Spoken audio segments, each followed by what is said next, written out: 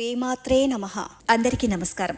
ఎలా ఉన్నారండి? బాగున్నారు కదా? ఆ దేవుని ఆశీస్సులు మీకు ఎల్లవేళలా ఉండాలని మనస్ఫూర్తిగా కోరుకుంటున్నాను. ఈ రోజు మన ఛానల్లో రాహుకాల దీపం గురించి వివరించబోతున్నా. అసలు రాహుకాల దీపం ఎందుకు పెడతారు, దీని విశిష్టత ఏంటి, ఎప్పుడు పెట్టాలి, వీటి గురించి తెలుసుకుందాం. మన ఛానల్లో దేవాలయాల విశిష్టత ఇంకా పూజా విశేషాల గురించి నేను మీకు తెలియజేస్తున్నాను. నా వీడియోస్ నచ్చితే కనుక ఛానల్ని సబ్స్క్రైబ్ చేసుకొని నన్ను ప్రోత్సహిస్తారు అని ఆశిస్తున్నాను. ఇక రాహుకాల దీపాన్ని రాహుకాలంలో వెలిగిస్తాం. దీన్ని నిమ్మకాయల దీపం అని కూడా అంటారు. రోజు మనకి రాహుకాలం ఉంటుంది, కానీ మంగళవారం, శుక్రవారం ఈ రాహుకాల దీపాన్ని వెలిగిస్తారు. మనకు ఉండే కష్టాల్ని అధిరోహించాలి అంటే రాహుకాల దీపాన్ని గుడిలో వెలిగించాలి. అసలు రాహుకాల దీపం ఎందుకు అంటే ఆ దుర్గాదేవి అనుగ్రహం కోసం. రాహుకి అధిష్టాన దేవత దుర్గాదేవి.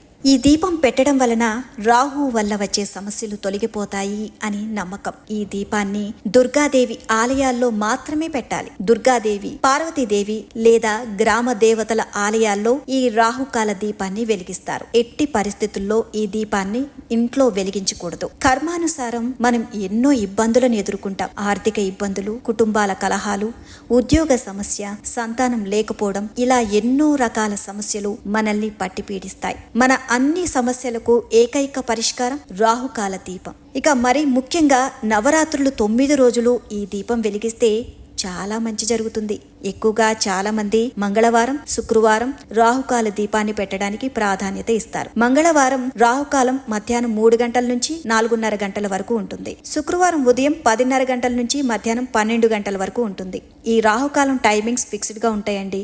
ఇందులో మార్పు అనేది ఉండదు. ఇక దీపం ఎన్ని వారాలు పెట్టాలి, ఎన్ని పెట్టాలి అనే విషయానికి వస్తే అది మనం సంకల్పించుకున్న దాన్ని బట్టి, అంటే 1 వారం, 3 వారాలు, 5 వారాలు, 7 వారాలు, 9, 11, 21 వారాలు ఇలా మనం మొక్కుకోవాలన్నమాట. ఇక దీపాలు కూడా 1, 3, 5, 7, 9, 11, 21 ఇలా ఎన్ని దీపాలు పెట్టుకోవచ్చు. సో అది మనం సంకల్పించుకున్న దాన్ని బట్టి ఉంటుంది. అసలు రాహుకాల దీపం ఎలా పెట్టాలి అంటే ముందుగా మనం ఎటువంటి మచ్చ లేని కుళ్ళిపోని నిమ్మకాయలను తీసుకొని శుభ్రంగా కడుక్కొని సగానికి కట్ చేసుకోవాలి. ఎన్ని దీపాలు పెట్టాలి అని సంకల్పించుకున్నామో అన్ని నిమ్మ డొప్పలు రెడీ చేసుకోవాలి. నిమ్మకాయలు రసం తీసేసి వెనక్కి తిప్పి ఆ తొనలను తీసివేయాలి. ఈ విధంగా డొప్పలు రెడీ చేసుకోవాలి. వీటిని ఇంట్లో రెడీ చేసుకుంటే గుడిలో మనం చాలా సులభంగా ఈ దీపాలను వెలిగించుకోవచ్చు. ఇక నేను 9 దీపాలు అని అనుకున్నానండి, అందుకే 9 డిప్పలు రెడీ చేసుకున్నాను. 1, 2 ఎక్స్ట్రా పెట్టుకోండి, ఏమైనా పాడైపోతే ఇవి యాడ్ చేసుకోవచ్చు. ఇక నేను ఆలయంలో మనం ఎక్కడ దీపం వెలిగించాలి అని అనుకున్నామో అక్కడ నీటితో శుభ్రం చేసి బియ్యం పిండితో ముగ్గు వేసి పసుపు కుంకుమలతో అలంకరించుకోవాలి.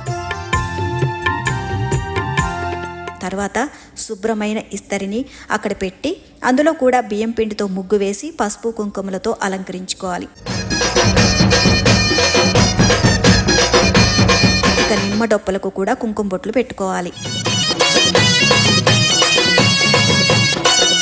మనం ముందుగా పసుపుతో గణపతిని అలాగే గౌరమ్మని చేసుకొని బొట్టు పెట్టి పువ్వులతో పూజ చేసుకోవాలి. ఇక నేను ఇక్కడ నైవేద్యంగా బెల్లాన్ని పెట్టానండి. మీరైతే ఏ ప్రసాదం అంటే ఆ ప్రసాదం పెట్టొచ్చు. మీరు అటుకులు పెట్టుకోవచ్చు, బెల్లం పెట్టుకోవచ్చు, అలాగే బెల్లంతో చేసిన పాయసం పెట్టుకోవచ్చు, పరమాన్నం పెట్టుకోవచ్చు. ఇలా మీకు తోచిన ప్రసాదాన్ని ఏదైనా పెట్టుకోవచ్చు. ఇక ఆ తర్వాత నిమ్మ డప్పులు ఇస్తర్లో పేర్చి ఆవు నెయ్యిలో ఒత్తుకొని, అంటే ఆవు నెయ్యిలో ఉన్న ఆ ఒత్తులను అందులో పెట్టుకోవాలి. ఆవు నెయ్యి దొరకకపోతే గనక నువ్వులు నేను కూడా వాడుకోవచ్చు. ఈ దీపాలను ఎర్రని పూలతోని పూజించాలి, అది మాత్రం గుర్తుపెట్టుకోండి.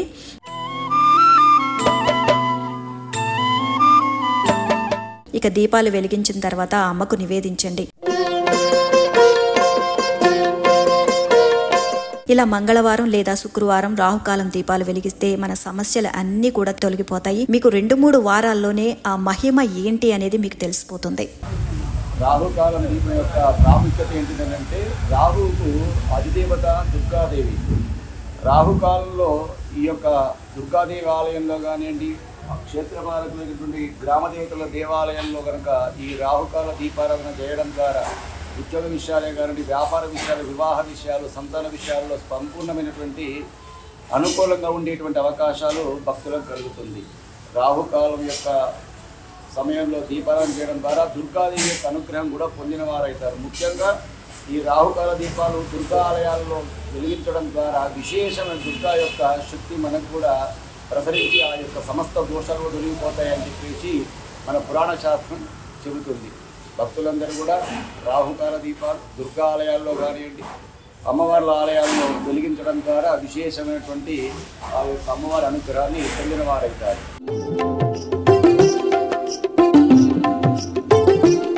ఇక రాహుకాల దీపం పెట్టడానికి అసలు నియమాలు ఏంటి, ఎలాంటి నియమాలు మనం పాటించాలి అంటే, ముందుగా అసలు మచ్చలు లేని వాడిపోని తాజా నిమ్మకాయలను ఆకుపచ్చని రంగుతో ఉన్న వాటిని ఉపయోగించాలి. అండ్ బహిష్టు సమయంలో నిమ్మకాయ దీపాలు అస్సలు వెలిగించకూడదు. అండ్ ఇంట్లో ఏదైనా మైలున్నా కూడా నిమ్మకాయల దీపాలను వెలిగించకూడదండి. ఇంట్లో పండగ సమయం కానివ్వండి, పెద్దల తిథి కార్యాలు, పిల్లల పుట్టినరోజు, పెళ్లి రోజు ఈ దీపాలను వెలిగించకూడదు అనమాట. ఇక వేరే అంటే మనకి ఎక్కడికైనా ఊరు వెళ్లాల్సి వచ్చినప్పుడు అక్కడ గుడి ఉంది కదా అని చెప్పేసి అక్కడ దీపాలు వెలిగించేయకండి.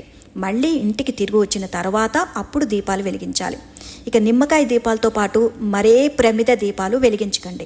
దీపం వెలిగించే వరకు ఉపవాసం ఉండాలి. ఇది మాత్రం గుర్తుపెట్టుకోండి. ఒకవేళ ఉండలేని వారు పాలు లేకపోతే ఏదైనా ఫలము తినండి. దీపం వెలిగించిన తర్వాతే మనం ఉపవాసం అనేది విడవాలి. ఇక ఈ దీపాలను లక్ష్మీదేవి ఆలయాల్లో, సరస్వతీదేవి ఆలయాల్లో ఎట్టి పరిస్థితుల్లోనూ వెలిగించకండి. ఇది దుర్గాదేవి ఆలయాల్లో, అలాగే గ్రామ దేవతల ఆలయాల్లో, పార్వతీదేవి ఆలయాల్లో ఈ దీపాలను మాత్రమే వెలిగించాలి. ఇక మరొక విషయం ఏంటంటే, ఇక నిమ్మకాయల నుండి తీసిన రసాన్ని ఏం చేయాలి అనేది చాలా మందికి ఒక సందేహం అయితే ఉంటుంది. ఆ నిమ్మకాయల రసాన్ని ఏదో కూరల్లోనో మన ఇంట్లో వాడే ఏదో ఒక వంటకాల్లో కలిపేయకండి. నిమ్మకాయ తొక్కల నుంచి తీసిన ఈ రసాన్ని చెట్లు అంటే ఎవరు తొక్కని ప్లేసెస్లో, అంటే పచ్చని చెట్లలో అట్లా వేయండి.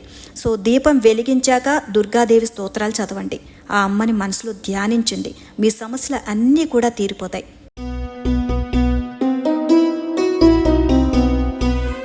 మీలో ఎంతమంది రాహుకాల దీపం పెట్టారు? ఎంతమంది ఆ మహిమను చూశారు? కామెంట్ బాక్స్లో నాతో షేర్ చేసుకోండి. మీరు కూడా ఎల్లప్పుడూ ఆ అమ్మవారి అనుగ్రహం మీకు ఉండాలని మనస్ఫూర్తిగా కోరుకుంటున్నాను. సంస్కృతి సంప్రదాయాలను పాటిద్దాం.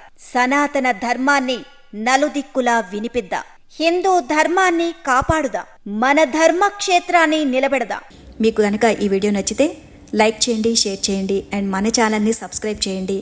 మీరు సబ్స్క్రైబ్ చేయడం వల్ల నాకు ఎంతగానో ప్రోత్సాహాన్ని ఇచ్చినట్లు అవుతారు.